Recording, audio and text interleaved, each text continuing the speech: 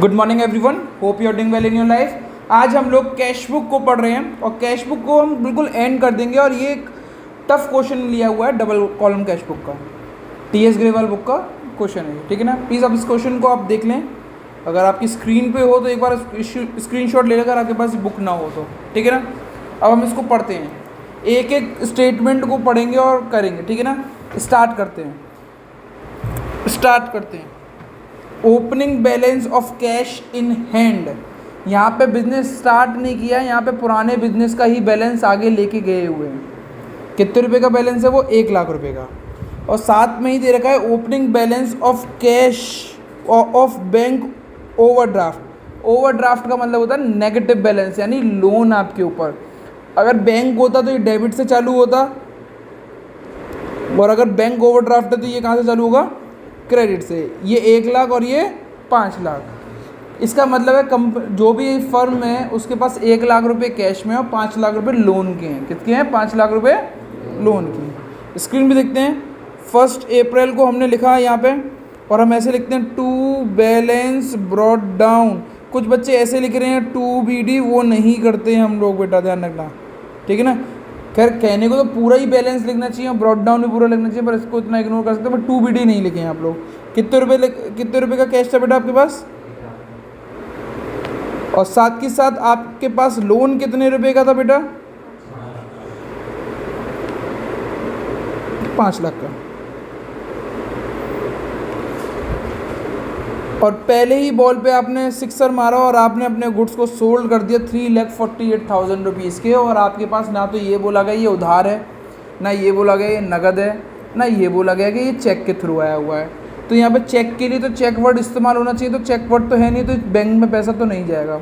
अब ये उधार है या कैश है वो पता करने के लिए यहाँ पे नाम नहीं दे रहा। जब कुछ नहीं दिया जाता, कुछ भी नाम ना दिया हो, कैश वर्ड मिसिंग हो, तो ये कैश मानते हैं कि ये जो ट्रांजेक्शन है ये नगद ट्रांजेक्शन है, इसमें पैसा नगद आया होगा। तो 2 सेल्स 3,48,000। प्लीज़ अगर आपने ये क्वेश्चन अपने आप भी कर रहे हैं, आपने पॉज करके कर रखा है क्वेश्चन, तो आप चेक कर रहे हैं, तो आप प्लीज़ उसको सही तरीके से चेक करें। जो चीज़ गलत है उसको मिटा दीजिएगा, ठीक है ना। दूसरे पेन से करिएगा, ठीक है। April 2 आगे बताएं बेटा। Sold goods against cheque paid into the bank same day.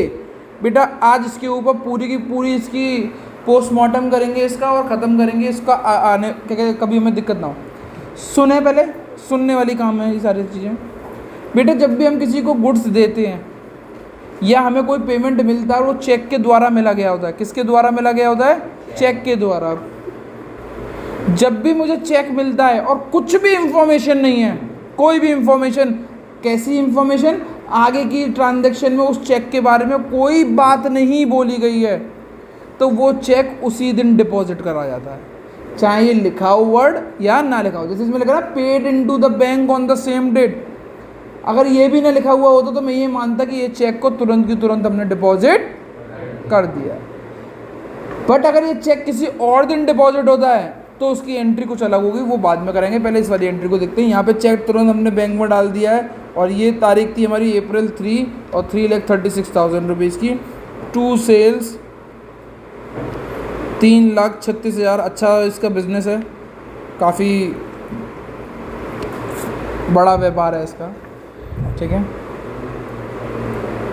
अब ये चेक करें, sold goods to Rima. Rima को गुड्स सोल्ड करे, रीमा ने मुझे चेक दे दिया। रीमा ने मुझे चेक, कुछ भी नहीं बोला जाता तो मैं इसको लिख लेता।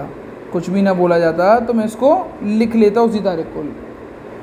बट इसमें इस चेक के बारे में कुछ और बोला गया है, नहीं बोला गया, मुझे एक बार नीचे की ट्रांजैक्शंस में चेक करना पड़ेगा, करना ही पड़ेगा आपको, जनरल एंट्री में भी और इसमें भी। तो मैंने April 5 से रिलेटेड कोई एंट्री चेक करी क्या? कोई ये रीमा का चेक को बाद में तो पेमेंट नहीं किया। 30 में नहीं है, 25 में नहीं है, 22 में नहीं है, 20 में नहीं है, 18 में नहीं है, 15 में नहीं है, 11 में नहीं है, 10 में नहीं है, 7 में नहीं है। उसके अगले ही दिन रीमा का चेक डिपॉजिट हुआ बैंक में। क्या हुआ? रीमा का चेक हुआ बैंक में। जिस दिन चेक मिला उस दिन डिपॉजिट, तो ये एंट्री नहीं होगी, क्योंकि बैंक में April 5 में पैसा नहीं आया। कौन सी तारीख को पैसा आया है?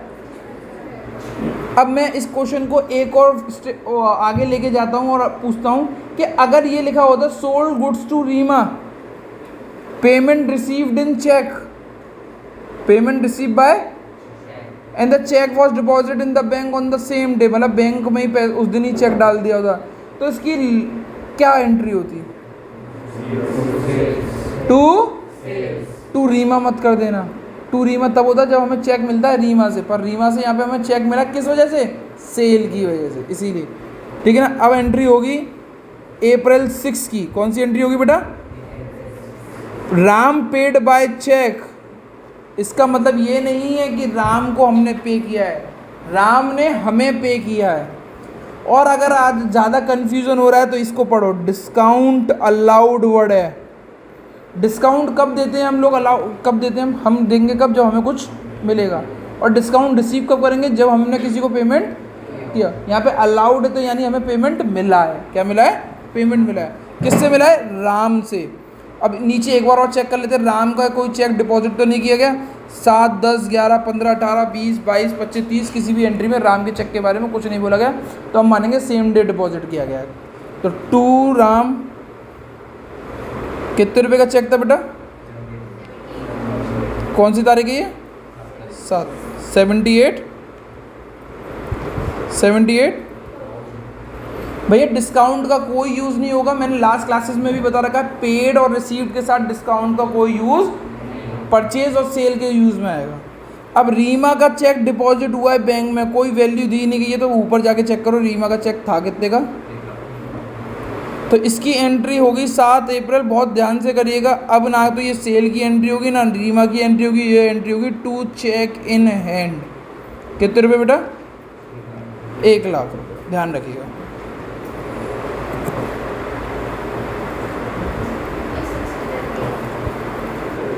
आगे बढ़ते हैं। हमने गुड्स खरीदे राहुल से और हमने चेक पे कर दिया। गुड्स खरीदने का और पे करने का एंट्री होगी 7 अप्रैल। गुड्स हमने खरीदे हैं तो बाय परचेज। कितने रुपए के गुड्स खरीदे बेटा? 44,000। आगे चेक करते हैं, salary paid by staff by cheque. अरे बहुत ईजी है ये तो। 7 अप्रैल बाय सैलरी। स्टाफ का कोई नाम नहीं आएगा जब भी आप सैलरी पे करेंगे, वो भी किससे पे करी है आपने? कितने रुपए की है? 2,20,000।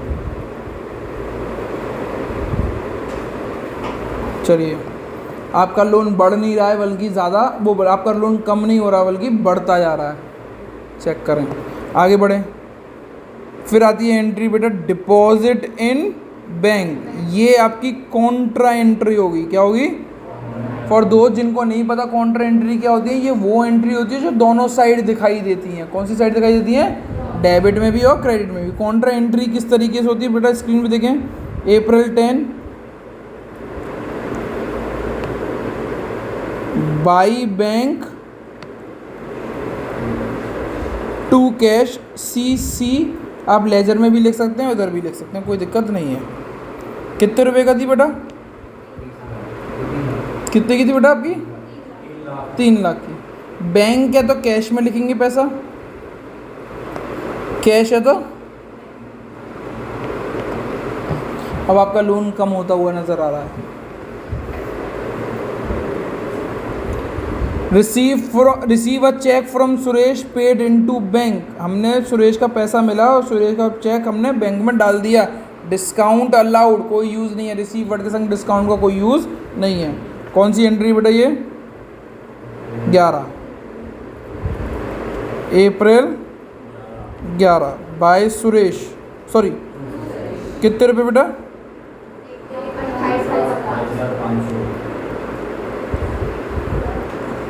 2 सुरेश 1,28,500 चेक था इसीलिए। Receive from R Kumar cheque set on is settlement of account 1,95,000 इसका क्या मतलब है कि आर कुमार के पास मेरे पास 1,95,000 रुपीज़ थे और उसने बोला कि भैया रफा दफ़ा करो, एक बार में पेमेंट लो, मुझे जो डिस्काउंट देना है वो दे दो। तो उसको डिस्काउंट देने के बाद उसका जो अमाउंट बना वो कितना बना? तो ये पैसा मेरे पास आया टू आर कुमार। कितना बेटा? 87,500। डन बेटा। कौन सी एंट्री है बेटा ये?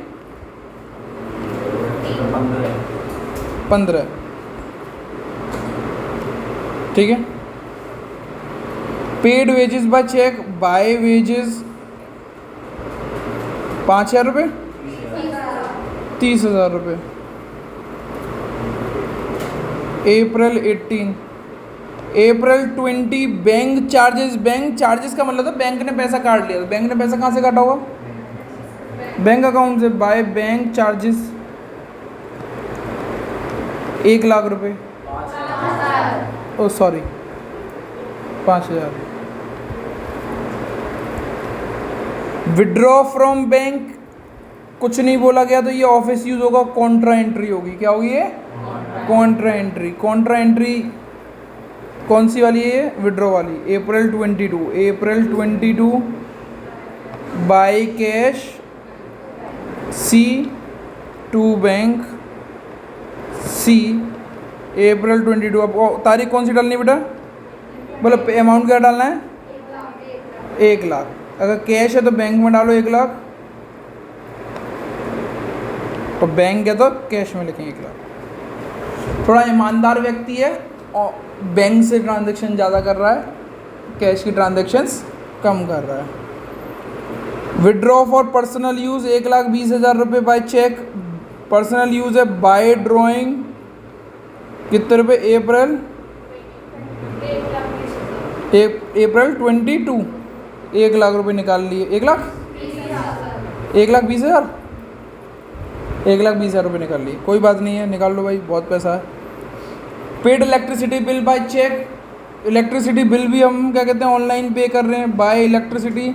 ध्यान रखिएगा आजकल के टीचर अपने आप को कूल बनने के लिए स्कूल में बैंक चेक के वर्ड की जगह पे UPI DD ऐसे वर्ड्स का इस्तेमाल करेंगे। सब यही चीज़ होते हैं। ठीक है। अप्रैल 25 31,000। भाई बहुत महंगा आदमी है, बहुत ही तगड़ा बिल आ रहा है भाई इसका। इतना तो हमारा 5 महीने का आएगा। चलिए।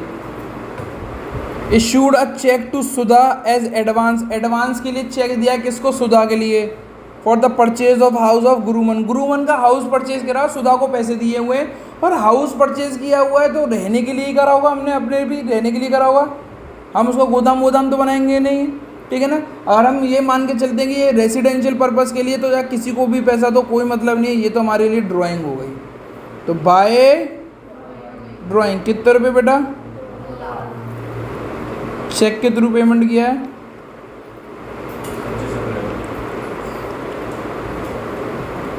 Bank collected interest on investment 15,000। Bank ने आपके ऊपर इंटरेस्ट, आपको इंटरेस्ट दी है, तो टू इंटरेस्ट इन्वेस्टमेंट से इंटरेस्ट मिली है हमें।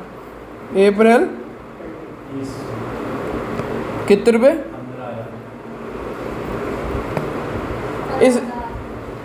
इसी हिसाब से ये सारा क्वेश्चन हमने अटेम्प्ट कर लिया। प्लीज़ आप इस क्वेश्चन को एक बार देख लें, फिर हम इसकी बैलेंसिंग करेंगे। चलिए बच्चों टोटलिंग करते हैं। सबसे पहले कैश की टोटलिंग करेंगे हम लोग। कैश में है 3 लाख 4 लाख 5 लाख 5,48,000 5,48,000 यहाँ पे लिख दिए मैंने। 5,48,000 मैंने यहाँ पे लिख दिए। 30 April by balance carry down. Balance कैसे निकलेंगे? यहाँ पे कितने हैं मेरे पास? 5,48,000।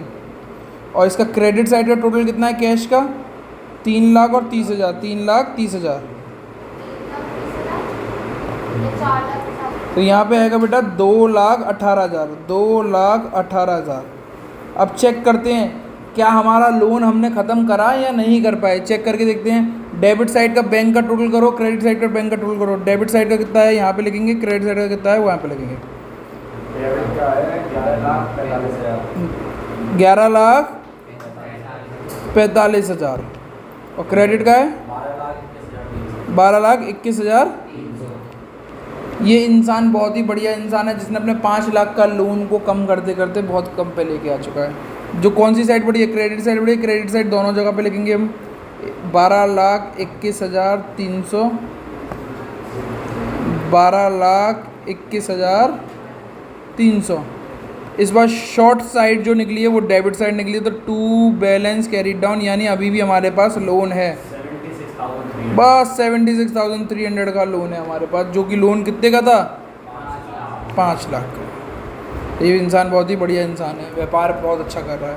और कैश कितना था शुरुआत में हमारे पास, सॉरी कितना था, और अब कितना है हम पे कैश, तो अच्छी बात है नहीं है, कैश भी बढ़ गया और लोन भी कम हो गया। ठीक है बच्चों, इसी तरीके से आपके क्वेश्चंस आप करते रहेंगे, कैश बुक यहीं पे ख़त्म होती है। ठीक है ना, that's it from my side, आज की क्लास यहीं पे समाप्त होती है।